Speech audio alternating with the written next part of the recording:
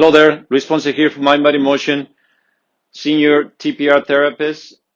And on today's video, we're going to be looking into how the knee gets put together in our body. Last video, we talked about how the feet are important for us so we can get grounded and get stabilized from the base and our foundation.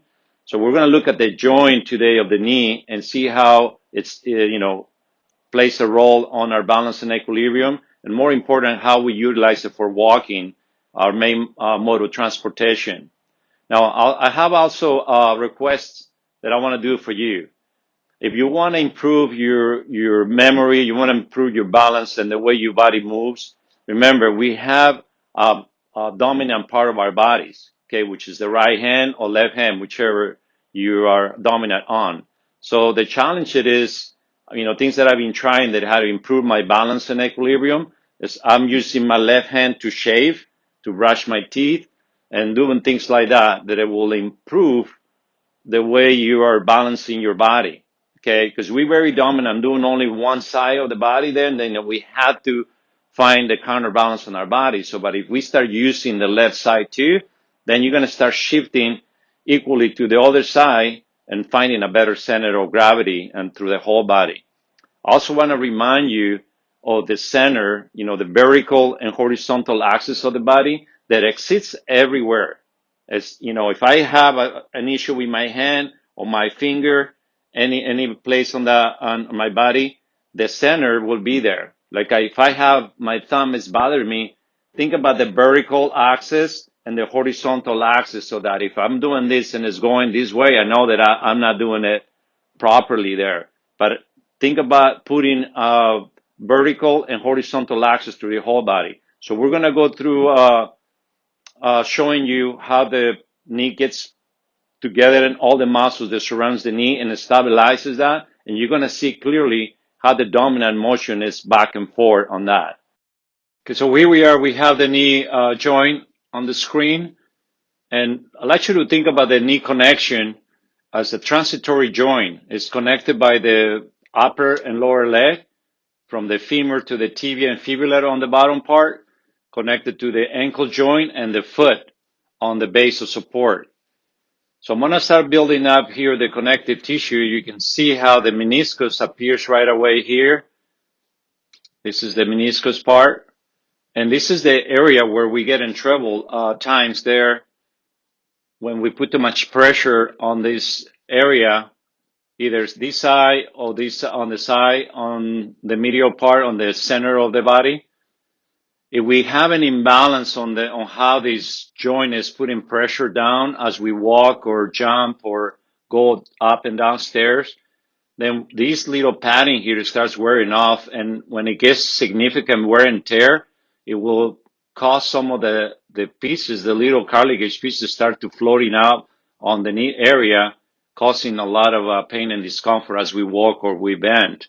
So one of the solutions for that is for us to have a really good understanding on the alignment of how the femur and tibia should be in alignment here. So we have the synovial gland right here, or bursa. I'm sorry, it's the bursa.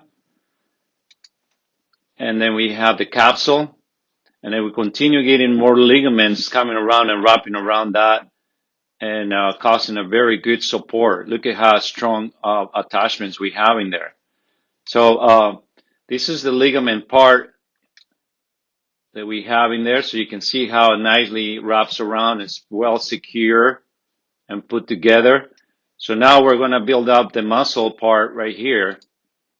And this is the first muscle right here that you see appearing on the top.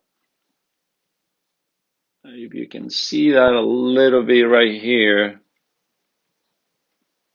That's the first muscle, the quadricep, that is really underneath there. Then we have the medial part of the quadricep, and they start getting the hamstring coming around to the side, and you see the attachments of the hamstring coming in, and this is the rectus femoris muscle, the one that it holds the patella in place, and you see how generous the tendon is right here. So when we don't have enough tensile force of the muscles here at the front, or too much tension on the wrong way, they start wearing off your patella, the kneecap, cartilage from the inside. So turning it around, you can see right here. See if we can get a little straighter. Okay.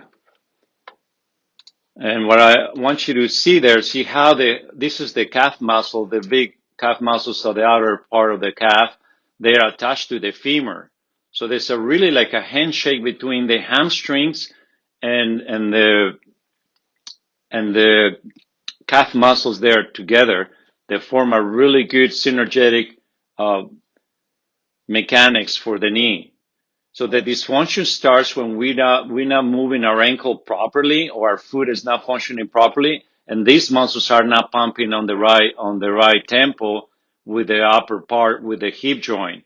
So that's the information that I'm looking to share with you, and how to get synchronized with your motions and work as a unit, that it works together and create a better flow and decompression of all the joints of your body. But we're focusing on the knee right now, so we're going to be working on releasing the hamstring and the calf for you to get a better understanding of how retention in the back of your leg. And next week we'll focus on retention in the front of the leg, and that way you start functioning in a more efficient manner.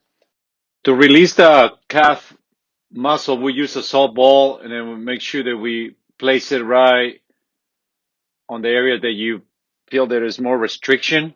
So the idea here is also to make sure that you don't lose your curvature on your lower back, where you arch it too much forward.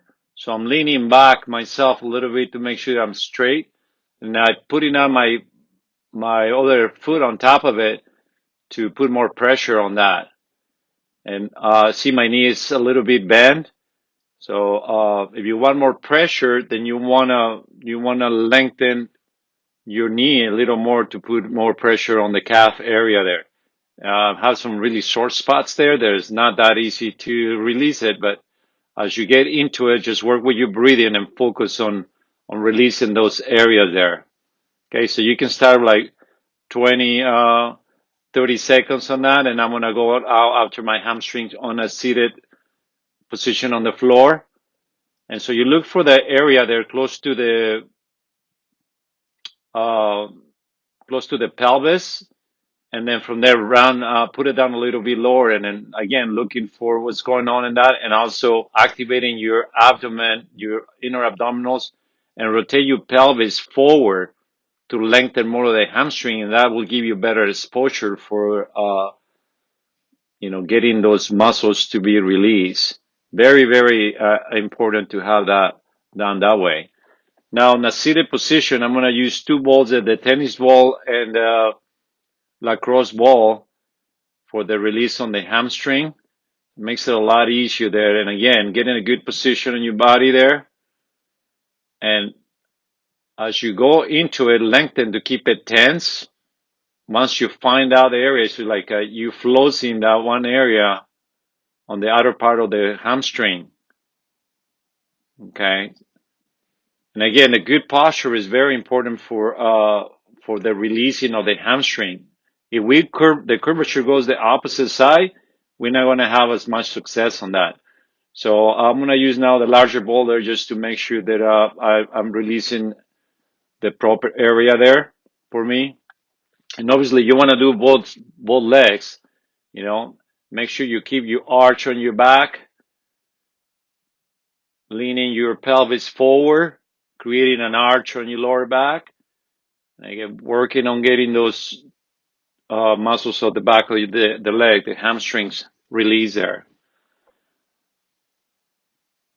And again, you can stay there as long as you want to. The rule of thumb on this is you don't want to have any numbness. If you have a numbness, that means you getting into an artery that may be cutting the circulation. So after do that, just retension your hamstring by lengthening that way.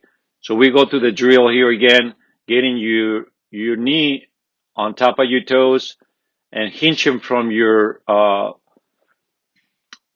hip joints. Okay. So you just keep looking to feel that tension, lower the center of gravity by doing that. And again, we're looking to lengthening your hamstrings really well there, pivoting from your hips. And then keep practicing this. And now, as you can see, this much better positioning of your knee joint. You're lengthening the proper muscles there to give you a spring action coming back up. Okay, so again, looking to bend and hinging and lengthening the hamstrings very well by lowering yourself down that way. And now the focus is that, lengthening yourself at that level there. The more that you lean over with a good posture, the better pull you're going to have on your, the better tension and you're going to have in your hamstrings. Okay, so just lowering yourself a little more, and that will help you much better. Okay, so this concludes the knee revision there. We're looking forward to see you next week and looking up to tell you how to put the whole leg together and some exercises. Keep on moving, and we'll see you next week.